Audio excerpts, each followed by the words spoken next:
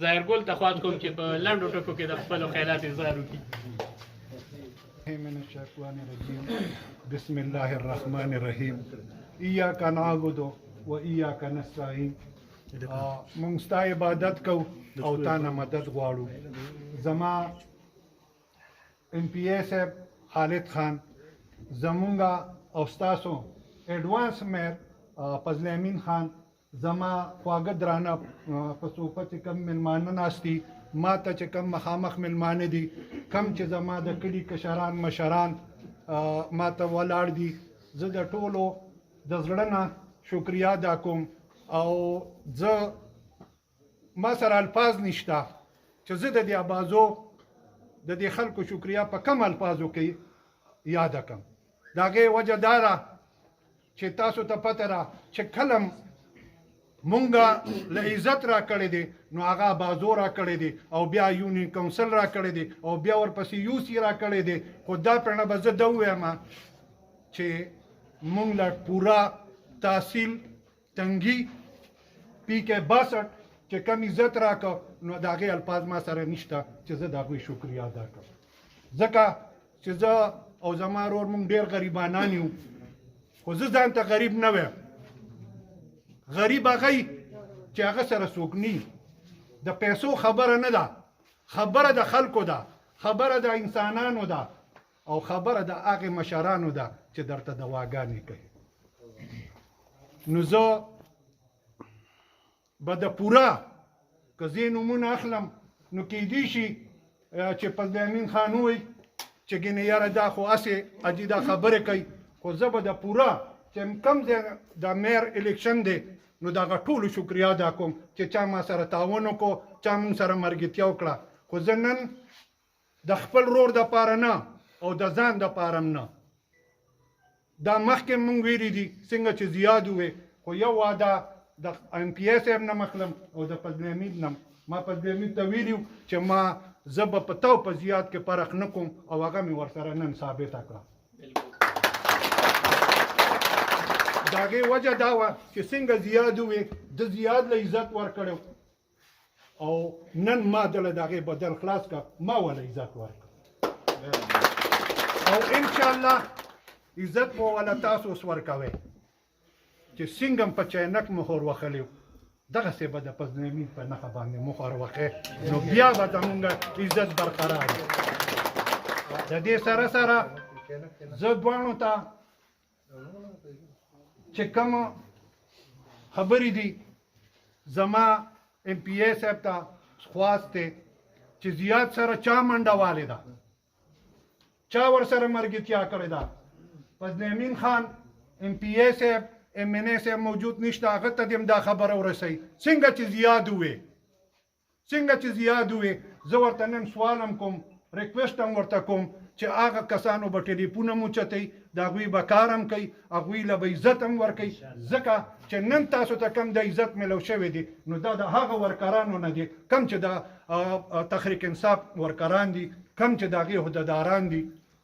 زما یو دغه دی چې کم ستا ممبر دی هغه ستا ممبر دی، خو چې کم ستا عوام دی ستا ورکر دی نو هغه ستا رور او ستا کشر دی او ستا مشر دی. دې الفاظو سره وخت به زه نه ضایع کوو، خبرې به فضل امین او زما ام پی اے کوي خو زما دا سوال به مني او که ما ته خبره راله نو بیا به ما نه څوک ګیله نه کوي. څنګه چې زیاد ووې که هغه د تنګي دی، که هغه د میزاډیر دی، که هغه د پړانګار دی او که هغه د ترکي دی، که هغه د بازو دی، که هغه د زیم دی، که هغه د ارچن دی او که هغه د هډ کلي دی او که هغه د میاصیب ګړی دی، که هغه د پاړي جرنګې دی، که هغه د ټیشن کلي دی او خصوصي هغه که د بازو دی. زه به تاسو ته دا ریکوست کوم چې نه زما درته څه ضرورت شته ما له کار مه کوئ خو زما د بازو ته به په درنه سترګو ګورئ او دې پوره تحصیل ته دې ته به په داسې نظر ګورئ چې څنګه په خپل کلي خپل رشته دار ته ګورئ نو دا به ستاسو مهرباني. زه در سره په دې الفاظو ښه په کلکه ولاړ یو. انشاءالله مونږ سره به دا وعده کوئ چې فضل امین به کامیابو، هسې نه لکه دا بل ځل شانتې چې خلک و یاره ارشاد هغه ده، خو زه یو افسوس هم کوم ام پی اس او د دې پوره غونډې نه دا تپوس کوم چې د زیاد او د فضل امین خفګان راغی نو ستاسو په دې پارټۍ دا څنګه پارټي ده؟ په دې کې داسې یو سړی نو چې هغه راپاڅېدلی وي او دا خبره دا دومره لرې نه وي تلې. دا خو یو زما هغه هم دا بازو دی، هغه چا چې دا قدم اخیستی دی نو د هغه مثال خان نوم دی، هغه هم دا بازو دی او زه هم دا بازو یم. دا هر چا ته پته ده. بل ځلم په دې زیات باندې ام ان ای صاحب چا چې کوششونه کړي خو خدای دې عزت وکړي فضل امین، زه به بار بار فضل امین له چې دا عزت ورکوم، د مال عزت را کړی دی. هغه وخت کې هم د زما رور نه منل، خو چې دې فضل امین ما سره مرګتیا وکړه نو د ټولو ملګرو هم زما مرګتیا وکړه او مونږ ارشاد ته زیات کینو، خو بیا وخت تیر و. دا پرې ما پوره کوشش وکړو چې مونږ هغه وخت ضایع نه شي او انشاءالله زما رور دی خو زما زوی دی. ما الله سره وعده کړې ده، زما 2 زامن دي او 3 مې دا زوی دی. او څنګه چې هغه وویل لا اله الا محمد رسول الله چې مخکې مې ویلي دې ځای کې چې دوی کله د دوی الیکشن و چې مونږ هم بیا د هر څه پورې ورتېرېږو خو چې مونږ ته د پیسو ضرورت نشته، مونږ ته د دولت ضرورت نشته، مونږ ته ضرورت د دې خلکو دی چې دا کم ناست دي.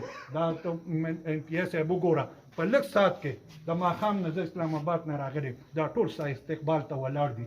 ما ته د دې خلکو ضرورت دی. خلک وایي پیسې نه، دا خلک دا ستا مټیم دی، دا ستا اوټم دی، دا ستا همدردم دی او چې پاس کوي نو دوی به دې پاس کوي، نه د پیسې پاس کولی شي نه د ګاډي پاس کولی شي.